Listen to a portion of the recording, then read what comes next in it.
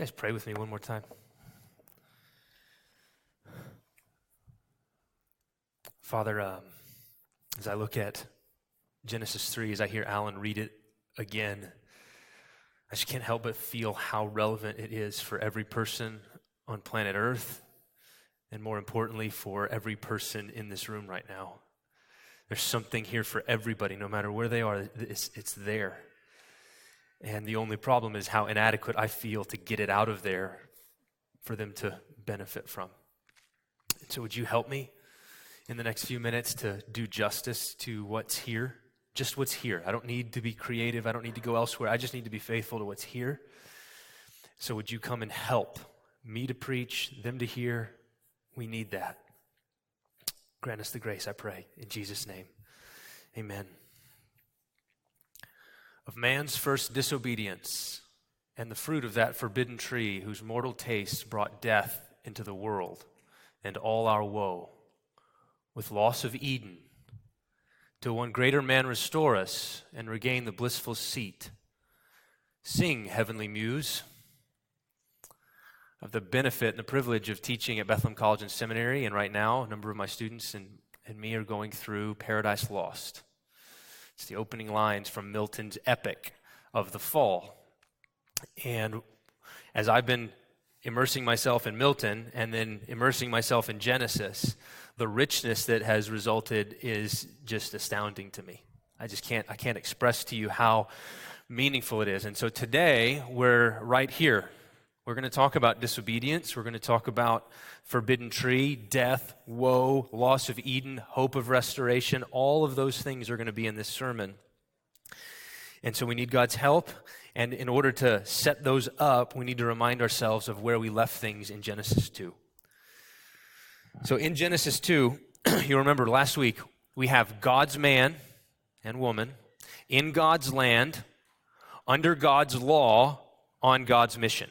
God's man, God's land, God's law, God's mission. Adam is placed in God's world, that's the big thing, and in the midst of that world, there's a land of Eden, and in the midst of the land of Eden, at the top, I think of a mountain, there's a beautiful garden, and there's a river that flows out from the top of the mountain, waters Eden, and then splits into 4 rivers to flood the ends of the earth, and it flows out to the fertile, the rich, the unsubdued land and earth that surrounds the garden. Adam's task is to work and keep that garden. He's to cultivate it, to protect it. The world is like a temple. It's God's temple. And the sanctuary, the holy place, is the place that Adam, as God's priest, is to guard, to keep sacred space holy. But in order to accomplish this mission, Adam needs help.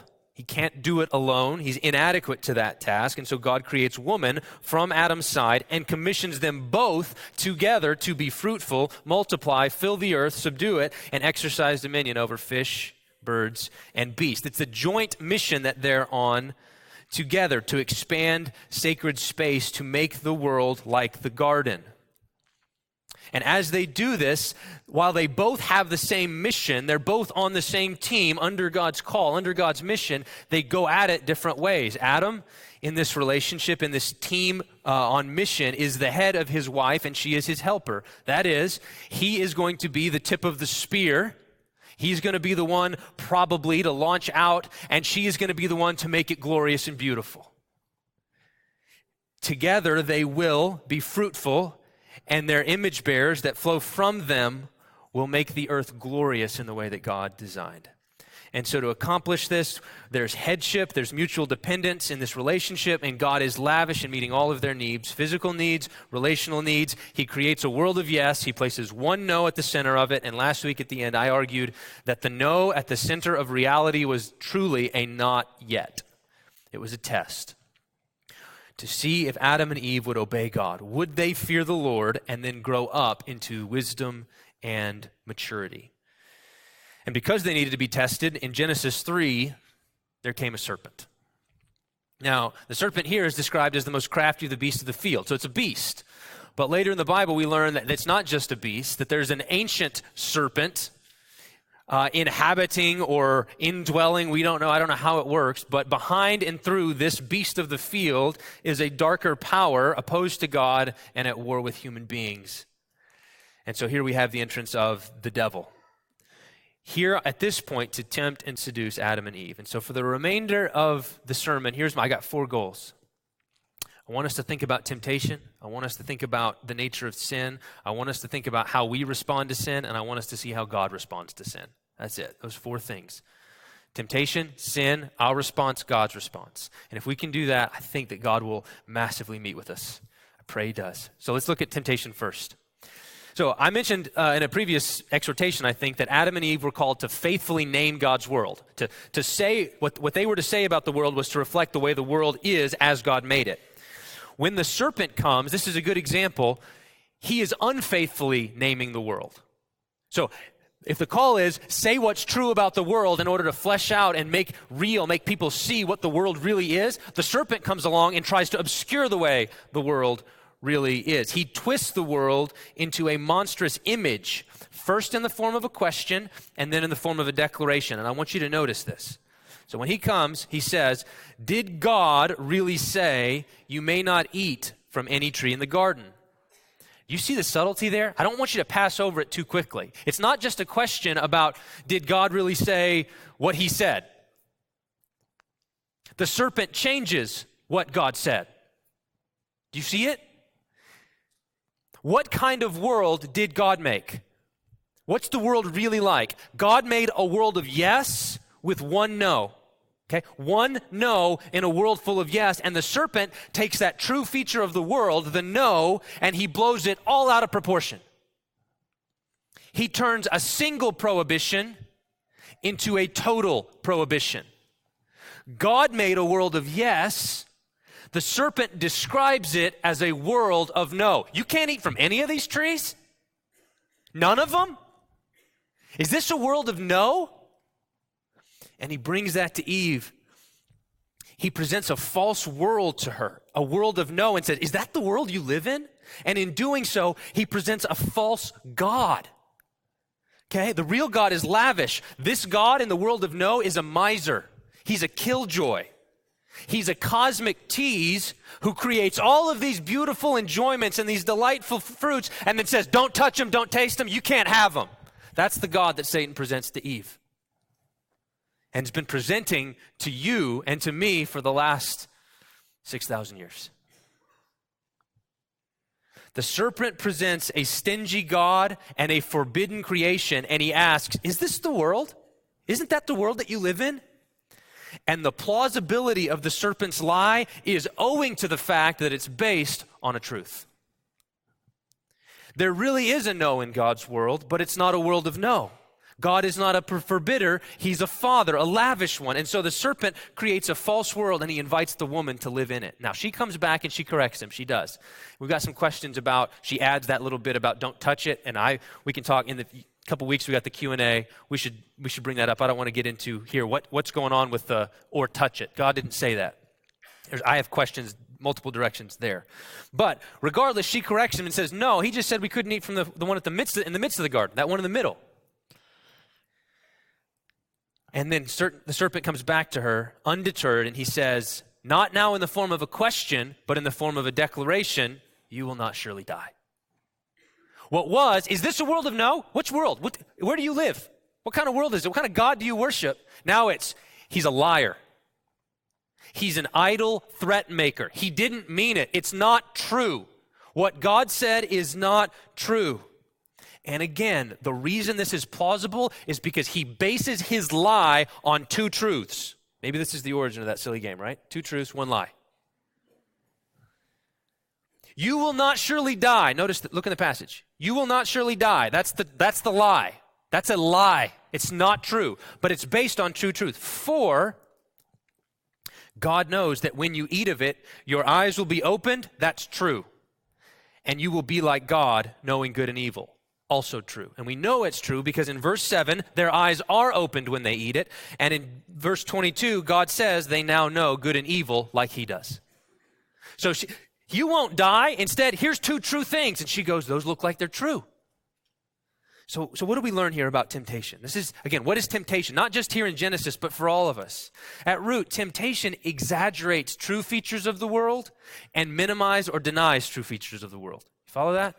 It takes true things and either blows them all out of proportion or it minimizes them and pretends like they don't exist. That's how temptation works.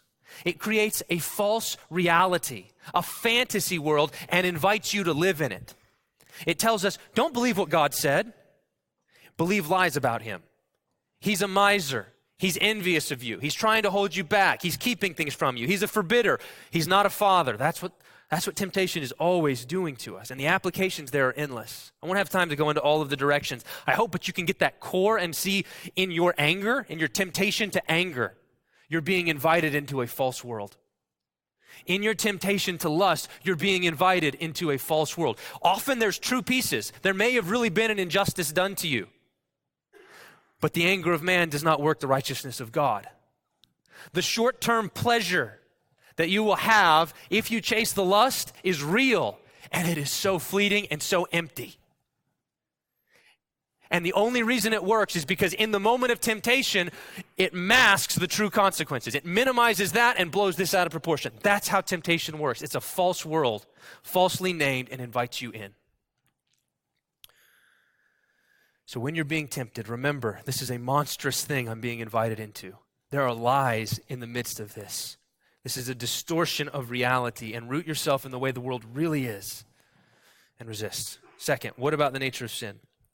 Last week I said that knowing good and evil is the biblical way of referring to mature wisdom. That's just what knowing good and evil means, is wisdom. It's the wisdom tree, and that God, I think, intended Adam and Eve to eventually eat from it after they learned to fear the Lord. So first, fear the Lord. First, obey him completely, totally, no questions, just obey God, and then God would eventually have let them eat from the tree. If I'm right about that, then one way of describing sin, the nature of sin, is this. It's the seizing of a legitimate good at times or in ways that God has forbidden.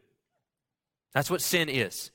It's seizing something legitimate, good things, in ways that God has forbidden, in times that God has forbidden. In other words, sin is always the twisting of a good.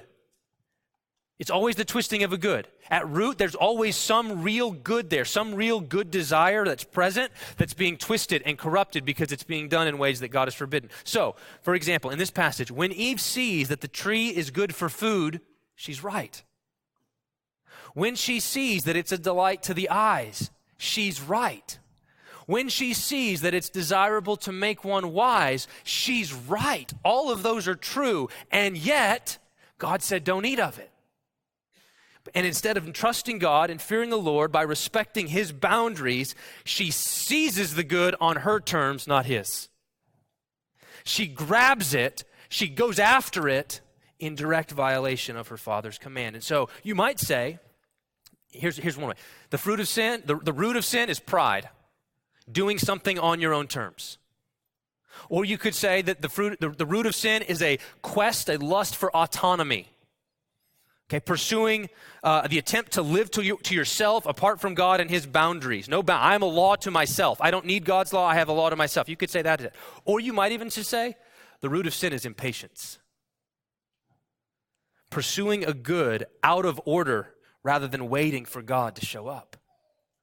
And if we see sin in this light, all of a sudden other passages in the Bible start to make sense. Last week I compared what happens here in Genesis to what happened to Jesus in the wilderness. Here we have a temptation in the garden. There we have a temptation in the wilderness. Satan is present in both. We have an Adam and we have a second Adam. It's just a parallel deal. And I said, when Satan offered Jesus the kingdoms of the earth and all of their glory, he shouldn't have said, yuck, I don't want that.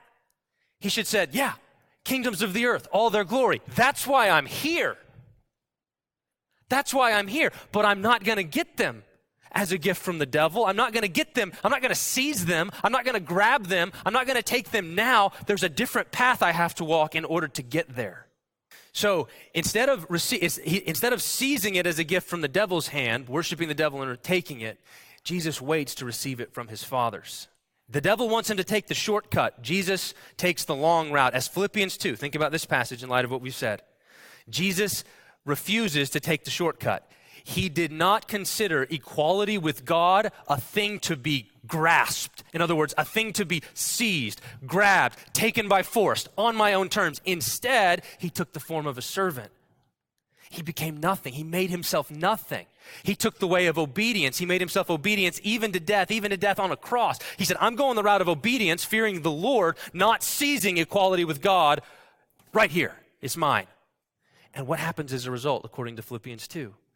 Therefore, because he took the hard road, the obedient road, therefore, what did he get?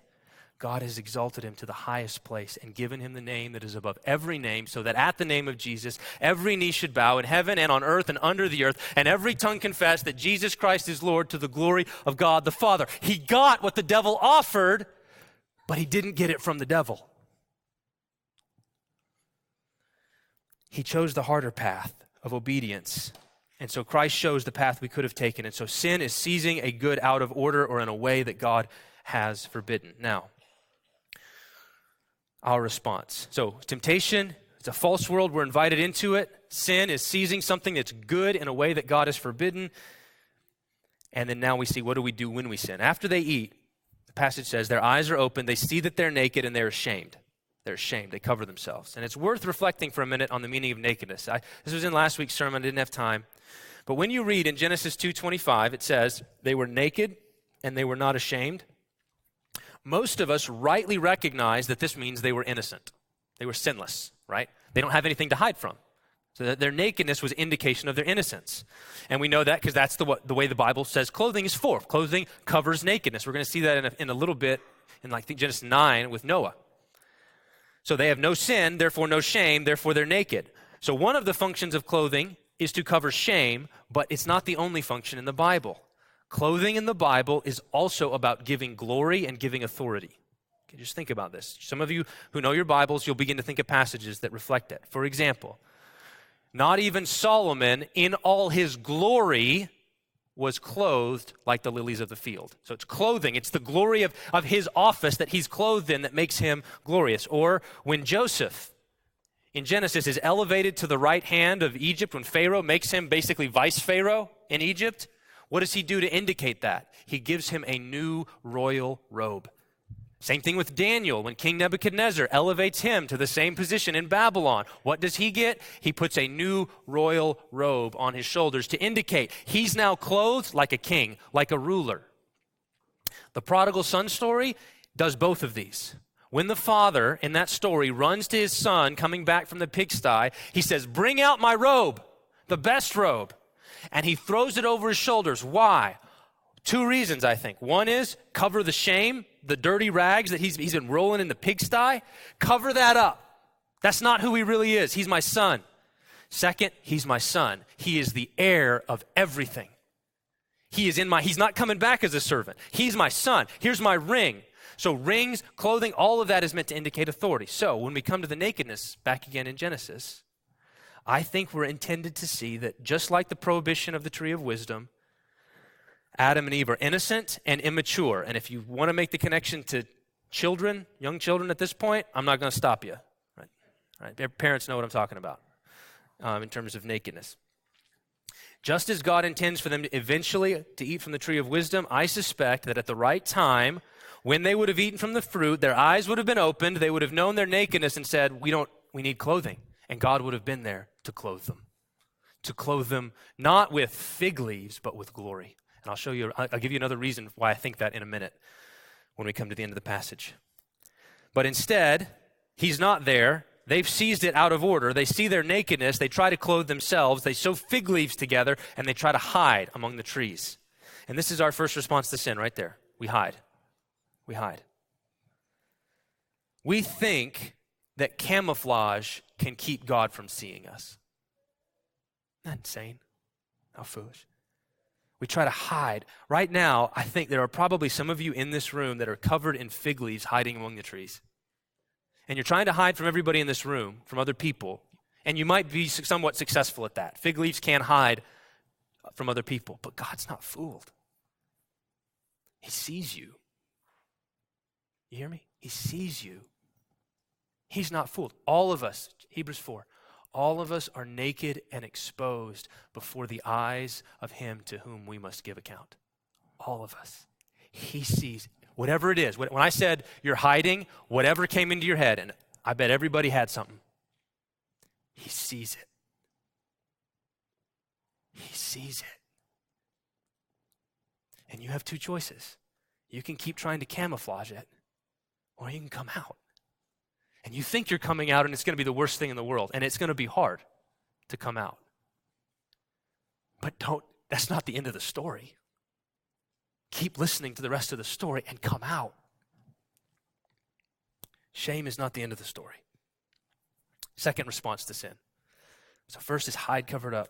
Second is blame and accusation. You see, everybody knows this, right? God calls to Adam, "Where are you?"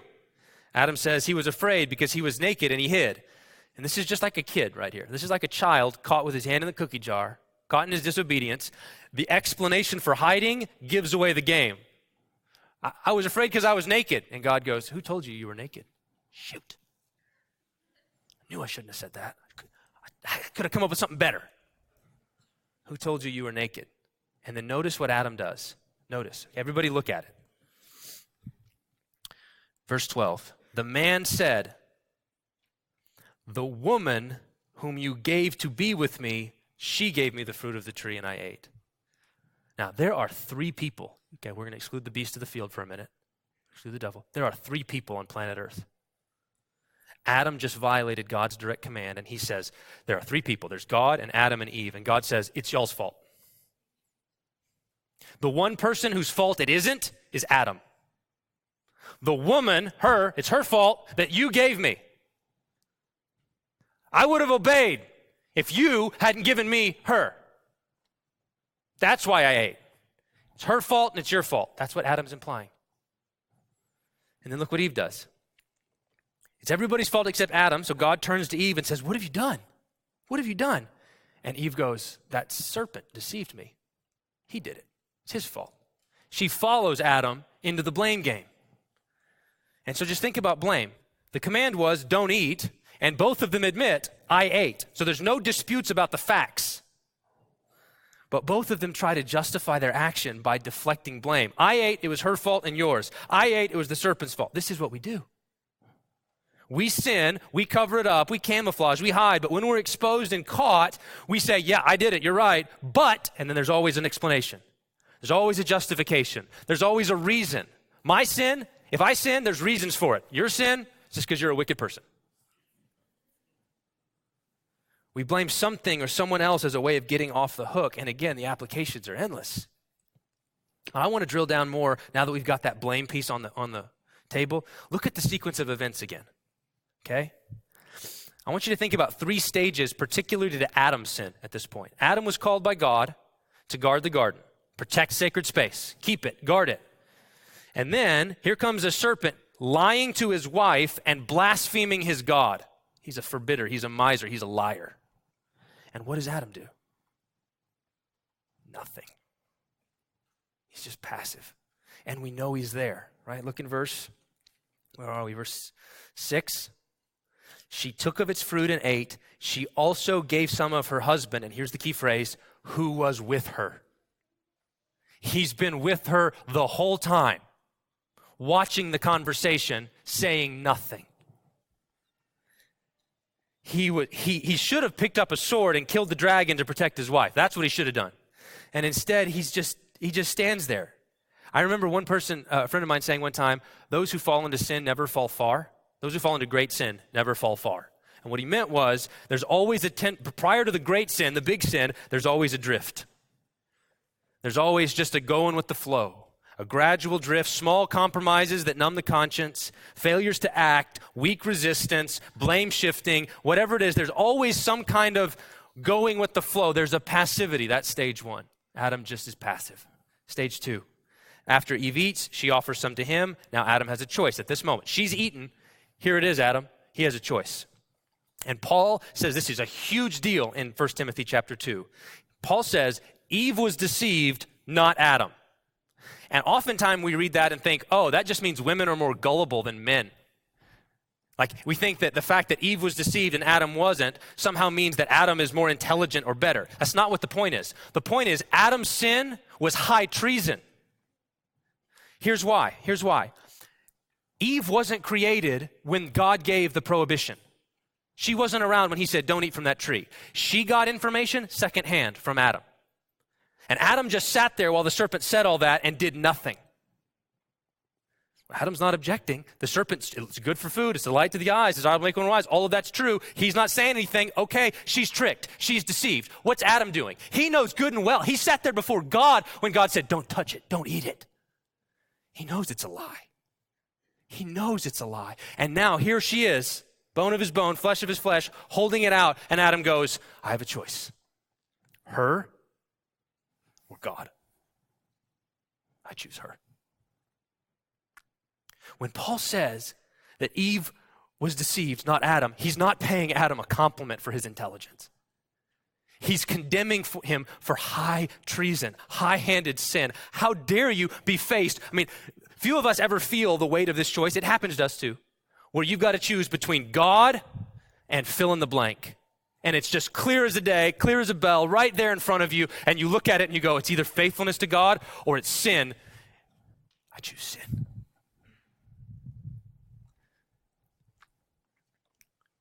And that's what God says. Look what God says when he punishes Adam.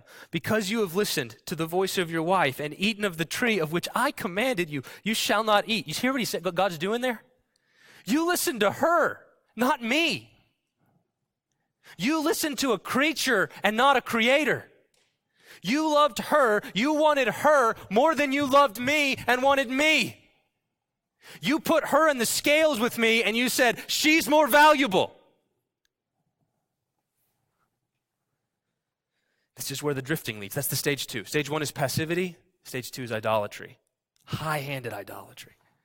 Eventually, after you drift, you're faced with the big decision. But if you've been drifting, if you've been silencing that conscience, quenching the spirit, the moment of choice comes, you seize. You take with a high hand what God's forbidden. Stage 3. Here's the third one.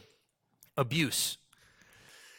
This is from Jason DeRoshi. He's a professor with one of my colleagues, pointed this out years ago, and I just thought it was absolutely spot on. Think about what it means when Adam blames his wife. Think about the meaning of it. Okay, so he says, the woman you gave me, it's her fault, right? We got the blame. Think about the implications of that statement. What was the consequence for disobeying God? Call and response again, sorry. What's the consequence for disobeying God? Death. She did it. Kill her. That's what Adam's saying. Kill her. Not me. Kill her.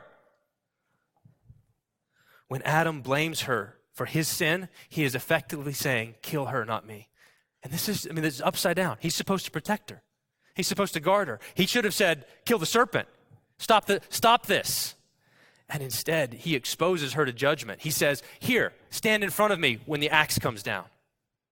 When the judgment falls, put her in front and let her take the brunt of it. He's supposed to die for her. And instead, he wants to kill her to save his own skin. Passivity, failure to answer God's call to protect and provide. Idolatry, choosing the gift over the giver. Abuse, ditching the gift to save your own skin. Okay, passivity, idolatry, abuse. That's relevant to everybody in here. Man, woman, child, doesn't matter. That's relevant. That's how it happens. Drifting, seizing, high hand, blame shifting, put it on somebody else, get somebody else to take the heat. That's how we do it. It's especially relevant for those in authority. It's especially relevant for husbands, for fathers, for bosses, for pastors. I said before that Genesis, just God help us to see ourselves in this story. Find us, to find ourselves here. I said that this is a foundational passage in the Bible, Genesis 1-11. We've all said that. God's establishing patterns. Here's a little homework assignment. Go read Exodus chapter 32 and 1 Samuel 15 in light of what we just saw. That's the golden calf. That's Aaron and the golden calf. And that's Saul and the Amalekites. Go read those two stories in light of passivity idolatry, abuse, and see what you see. One more observation before I turn to God's response. This is all in our response to sin. Notice that the serpent assaults Adam and Eve at each of their weakest point. Do you notice this? Okay. Eve wasn't present for God's command. Okay. Therefore, the serpent looks for an opening in her ignorance. She doesn't know what God says. She didn't know. She wasn't there. So he goes for her because she doesn't know. Did God really say? He's testing her because she wasn't there. She only knows what Adam told her, and Adam stays silent during the confrontation. So that's her weakness. She wasn't there, and he goes after her weakness. On the other hand, Eve was God's greatest gift to Adam. At last, bone of my bones, a perfect companion, perfect match, just for me, fit for me. She's his weakness. I might not be able to get him straight up, but if I can get her, she might be able to lead him into sin. So Satan exploits the love that Adam has for his wife by using her to lead him into sin. So here's the point, application. The serpent knows your weaknesses too. Whatever they are, wherever you're weak, and it might be the place of your biggest strength or your greatest gift. He knows it. He's coming for it. Lastly, God's response to sin. We sometimes will say that this is the passage where God curses Adam and Eve. God curses Adam and Eve. That's not true, okay? It seems significant to me that the only person, only being that is cursed here is the serpent. Chapter 3, verse 14. Cursed are you. When it comes time to Adam and Eve, he doesn't say, cursed are you. He says something else, and it's important what he says. God doesn't say, you're cursed. And so we'll come back in a minute to the curse on the serpent. But I want to focus on God's curse in relation to Adam and Eve. It's not on them. They're not the object, but there's something around them that's going to be cursed, and it matters. I think it's significant that it's not just a one-size-fits-all curse. Like the world is now cursed because of y'all two. It's like, no. To the woman, I've got something to say to you. To the man, something to say to you. And it gives us some ways to think about the differences between men and women. The curse in relation to Eve, and by implication to women, is not identical to the curse in relation to Adam and all men. And to understand the difference, you have to remember something we saw last week, which was Adam was taken out of the ground, out of the Adamah. Adam from Adamah. Isha, the woman, was taken out of Ish. Adam was taken from the ground. Eve was taken out of Adam. What I think this means is Adam, they both have a shared mission, but his fundamental calling in relation to the shared project of beautifying, glorifying the earth, subduing it, his calling is fundamentally oriented outward to the ground.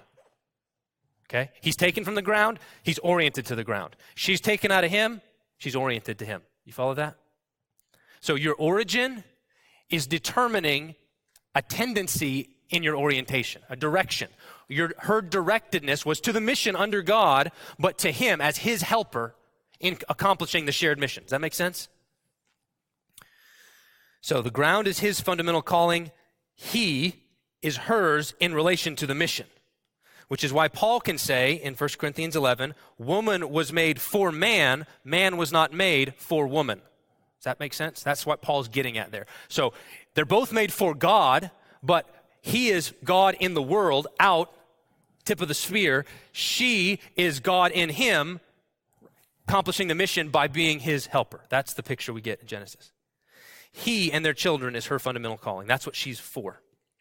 So I think this is the Bible's way of accounting for the fact that in general, this is general tendencies. There's going to be exceptions. That's fine. But in general, overall, this is why men tend to be oriented outward like this towards the world. I want to conquer something. I want to build something. I want to make something. I want to go out here. And women, in general, the tendency is to be oriented here towards people, towards family, towards domesticity, towards beautifying a home. Okay? I think this is the Bible's way of accounting for that. So then notice where the curse falls for her. I will surely multiply your pain in childbearing. In pain you shall bring forth children. Your desire shall be for your husband, and he shall rule over you. So the pain of childbearing, childbirth, and by extension, child rearing, is multiplied. May have been painful anyway. I don't know. It's an interesting question. But it's multiplied exponentially. and then some kind of desire for her husband coupled with her husband's sinful dominating rule over her. In other words, what's cursed in relation to her? What will be painful in relation to her because of the sin? It's her relationships. It's her labor as his helper and ally and as the mother of his children. That's what's cursed in relation to her. God created woman to be the companion, the ally, the helper of her husband in their joint task, and the bearer of children so that they can multiply and fill the earth, and both of those will now be broken and painful for her. Like the phrase, desire for your husband is controversial. What does it mean? What is desire? Your desire shall be for your husband, towards your husband. It shows up two other places in the Bible. One is a chapter later in Genesis 4:7. God says to Cain, sin is crouching at your door.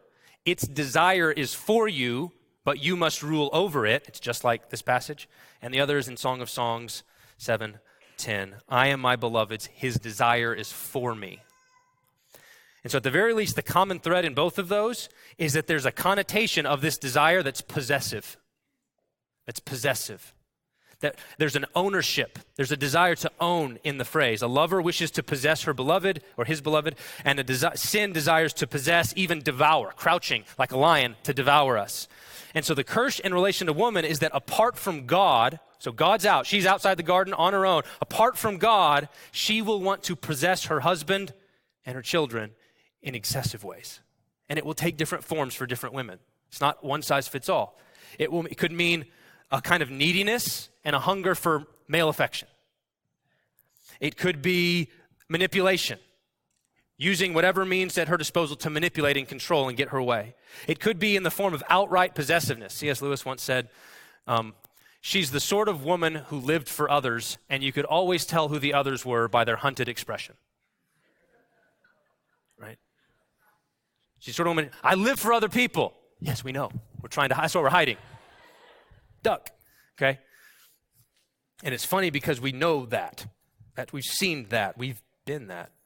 It could be in the form of her own desire to rule. She might want to vie with him outright for rulership in the relationship. In whatever form, apart from God, she will want more from her relationships than they can deliver.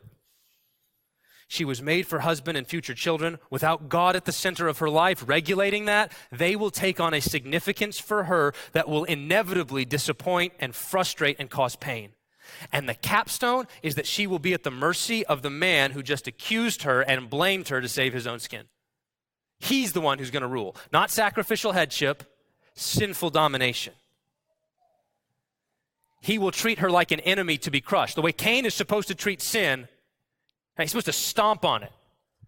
That's how Adam's going to treat his wife. For Adam, what's the curse? Cursed is the ground because of you. In pain you shall eat of it all the days of your life. Thorns and thistles it shall bring forth, and you shall eat the plants of the field. By the sweat of your face you shall eat bread till you return to the ground. Out of it you were taken, you are dust, and to dust you shall return. Eve was taken out of Adam. Now their relationship and her role in the mission is cursed. Adam was taken from the ground. Now the ground's cursed. All of those dreams of expanding the garden, taming the land, subduing the earth, those are now painful dreams. The ground's going to fight back. It's not going to just yield its fruit gently. Those shrubs meant to be cultivated easily. It's going to be a joy and a delight. Now there's thorns and thistles.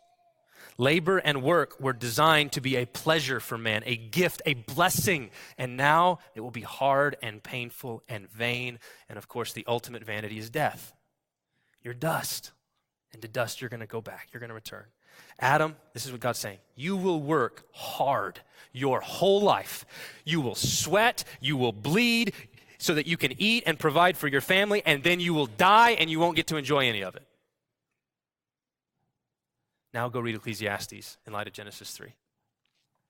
Just as Eve will want more from her work and her children and her relationships than they can deliver, now Adam, without God, will want more from his work than it can deliver. And the tragic irony is the way that these two different curses on their different relations will mutually feed each other and aggravate each other, right? Work will be harder for him. He's going to have to pour more of himself into it in order to be fruitful, and this will pull him away from wife and children, and so her desire for him will become more intense and frustrated, as will her ability to be his helper and ally. He's going to be pulling this way, she's going to be pulling that way, and now it's a tug of war. Or come at it the other way. Her desires for her husband.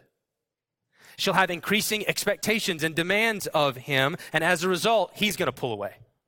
He's going to throw himself into his work where he can make something of himself and work alone because home is hard.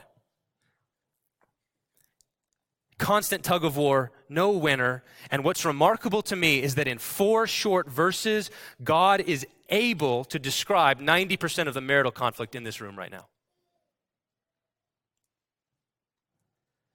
Apart from Jesus, that's all there is. Aren't you glad that's not all there is? Back to the serpent, and we're done. The serpent is cursed to eat dust. When man dies, he returns to dust. The serpent is going to eat man. Your enemy, the devil, prowls around like a roaring lion, seeking those whom he may devour. So here's the serpent cursed to eat dust. And this is our woe. Painful, broken relationships, painful, broken labor. We're going to die. We're going to be dragon food. And in the midst of that, God mingles mercy. In the midst of the judgment and the curse, there's mercy. Here's I'll give you 2. Well, I'll give you 3. First one is the war. I'll put enmity between the 2 of you. Enmity between your seed and her seed.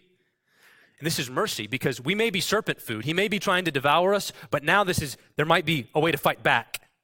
We can actually choose sides.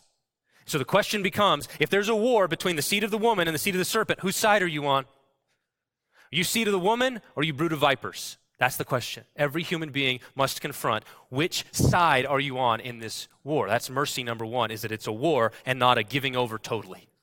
Second, skull crusher. The war is between all of Adam and Eve's descendants and the seed of the serpent. There will be one of these descendants, it's singular, one who one day will crush the serpent's head at great cost to himself. And now the question for the rest of the Bible is, who is he? Who is the seed of the woman who's going to crush the snake? Who will give us relief from all of this curse? Who will put this world back together? And the rest of your Bible is the answer to that question.